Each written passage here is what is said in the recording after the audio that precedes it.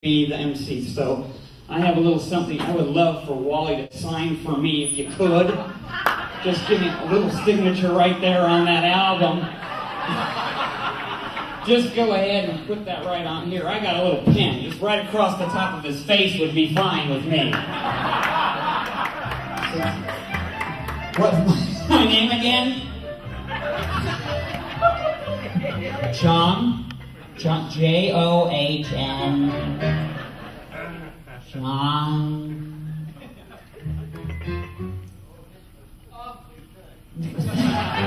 Are you talking about me or the album? Thank you, Wally. Thank you very much. It's an honor.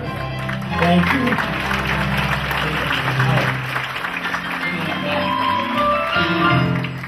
And now I'd like to introduce and bring up Wally's son, Lawrence. Well, it was February of 1949 when I first met Wally Boag. I thought that would change the pace a little bit. I don't really remember it, but I've got the paperwork to prove it.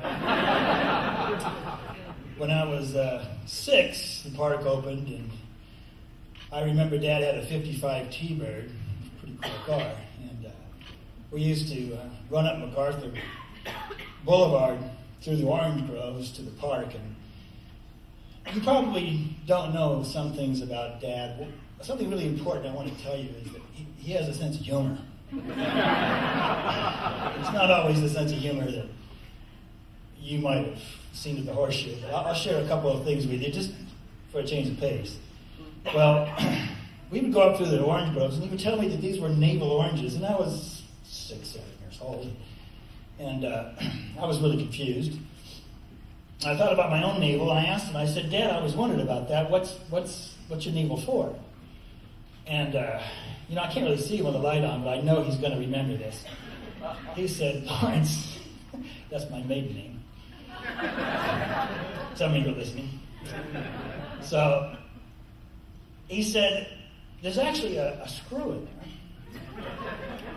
And if you find it and you turn it, it adjusts your butt. I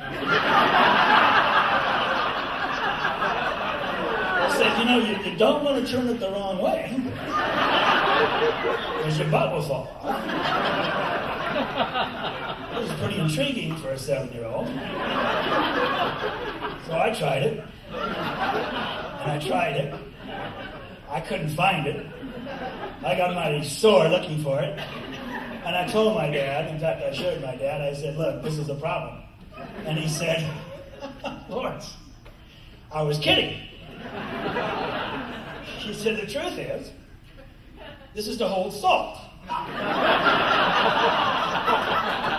He said, you put salt in there, but when you're in bed, and you want some celery, you dip your salt in there. Well, I tried that, and it hurt like hell. But I remember I was looking for that screw. It's not the thing to combine when you're 7 years old. Well, time went on, and, we kept going to Disneyland, and, you have to understand, that park for me was my backyard. It was glorious. I'd stay the night in Dad's dressing room and wake up to the Mark Twain, and, I never understood that it was something special. I sure do now. But we'd be going to the park, and I was about 10 one day when he said, come on, let's go to the park. And I looked on the seat, and there was a pack of golf tees. Now, this is when he and Jerry King, remember Jerry King, the drummer in the show, were playing golf all the time with the Disneyland Recreation Club. And I asked him, I said, Dad, what are these for?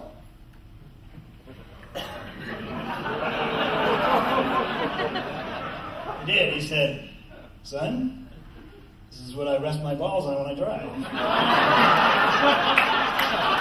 I didn't tell that to the Golden Horseshoe.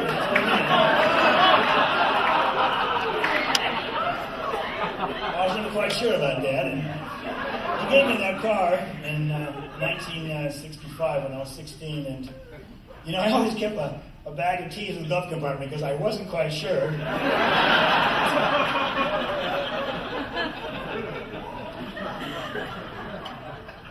He gave me a lot of things over the years, but you know what he gave me that was the most important?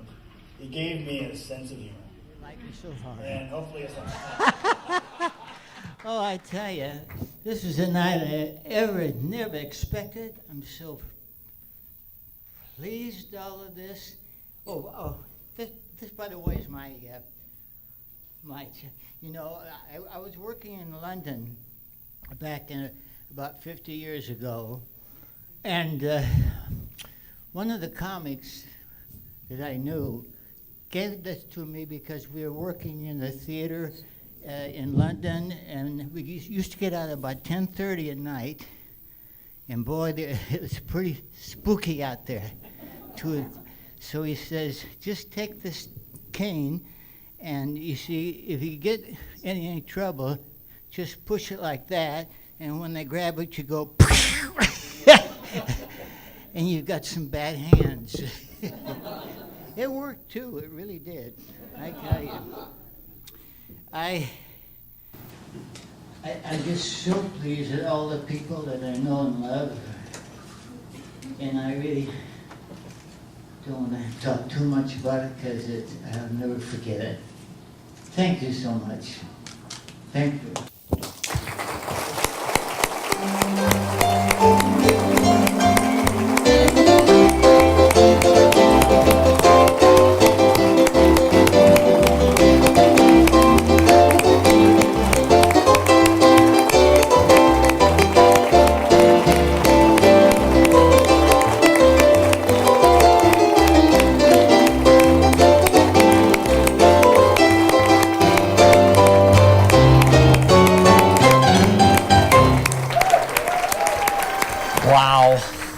Wow, it's like a legend, you know. It is a legend to me. Oh, this is so great. Think about this. 39,000 performances from July 16th, 1955 to October 12th, 1986. 39,000 performances. Think about how many hundreds of squirt guns and thousands of balloons and millions of teeth, right? And dozens of ping pong paddles. You know, the Golden Horseshoe Review, Wally, Vincent Boag. I didn't know Vincent was your middle name till the other day, Wally. Probably the most popular traveling salesman that ever.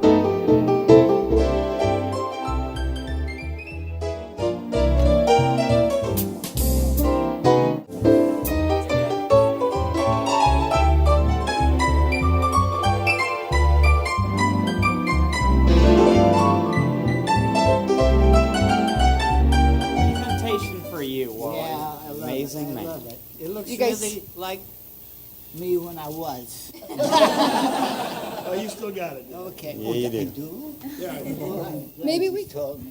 Maybe we could get everybody to turn around and look at the audience and do a nice picture take. Okay. So look at your fans. Thank you for being here.